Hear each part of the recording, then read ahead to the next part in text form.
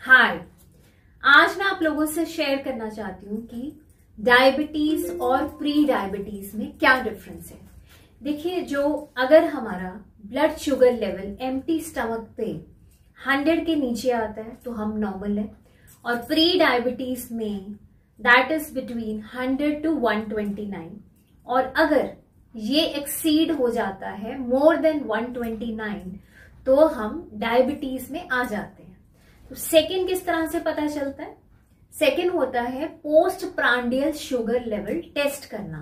उसमें अक्सर देखा गया है खाना खाने के 2 घंटे बाद शुगर लेवल्स को टेस्ट किया जाता है, और उसमें अक्सर देखा गया है अगर उसकी डिग्री नॉर्मल है, अगर वो लेस देन 140 है तो आप नॉर्मल रेंज में आते हैं, और अगर वो 140 से लेके 199 के बीच में आती है तो आप प्री डायबिटिक में आते हैं।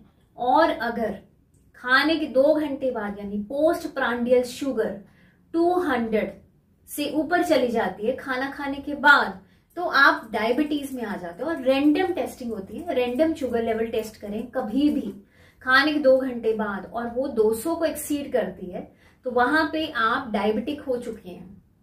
और मोस्ट इंपॉर्टेंट क्राइटेरिया होता है इसको चेक करने का HbA1c को। उसमें लेवल्स होते हैं, अगर 5.7 से कम है तो आप नॉर्मल हैं, 5.7 से 6.5 तक आता है तो आप प्री डायबिटिक में आ जाते हैं, और मोर देन 6.5 है तो आप डायबिटिक पेशेंट हैं। तो उसमें सबसे ज्यादा इंपॉर्टेंट है इन लेवल्स को चेक कीजिए बार बार, तभी हमें पता लग सकता है कि हम डायबिटिक हैं या प्री डायबिटिक हैं या नॉर्मल हैं। Thank you.